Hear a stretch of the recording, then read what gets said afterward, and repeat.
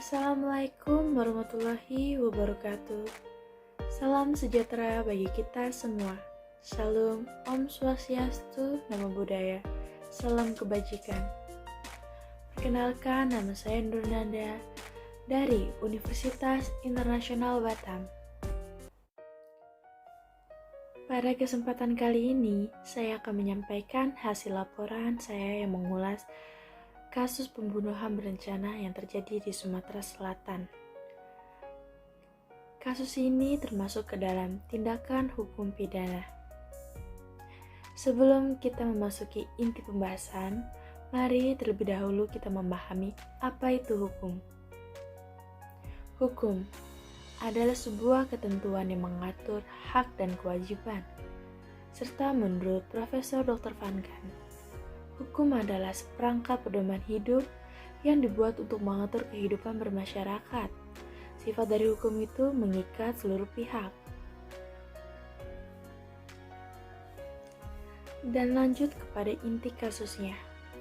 Pada kali ini saya akan membahas mengenai kasus pembunuhan berencana yang dilakukan oleh suami terhadap istrinya yang terjadi di Sumatera Selatan. Berikut adalah kronologinya. Pada tanggal 9 Oktober 2021 ditemukan sosok mayat wanita yang terbungkus dalam karung plastik yang ditemukan di perkebunan yang berada di Sumatera Selatan. Mayat tersebut dalam kondisi mulai membusuk dan terdapat banyak luka lebam di tubuhnya. Dan polisi pun telah menemukan pelakunya. Polisi menangkap seorang pria di Pagaralam, Sumatera Selatan, yang diduga sebagai pelaku pembunuhan terhadap istrinya yang berinisial W 63 tahun. Pria tersebut bernama Samsu Sulaiman yang berusia 68 tahun. Samsu membunuh korban saat korban terlelap tidur. Korban dibunuh dengan cara dijerat lehernya pada saat korban terlelap tidur. Pelaku mengakui telah membunuh korban dengan alasan karena ingin menguasai tanah milik korban.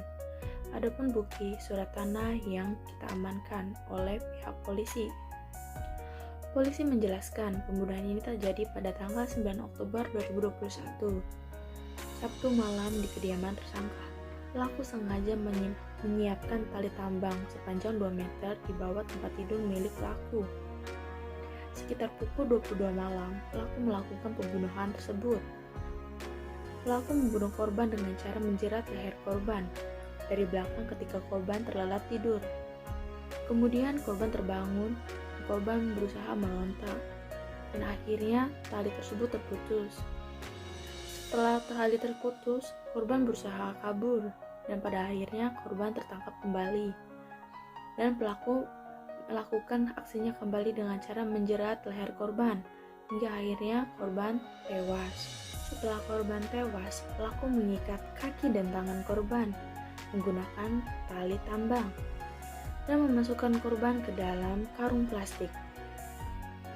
Pada hari Minggu pagi, tanggal 10 Oktober 2021, korban dibuang oleh pelaku di Siriang Air Betung, jarak 20 meter dari rumah pelaku.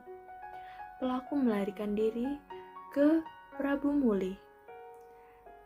Dari kasus tersebut, asas yang digunakan yaitu asas hukum pidana sesuai dengan undang-undang yang berdasarkan keputusan. Dan norma pada kasus tersebut yaitu terdapat dalam norma hukum sesuai dengan tindakan pidana kejahatannya. Dalam kasus ini, kewajiban yang mengarah kepada pelaku pembunuhan sesuai atas tindakannya.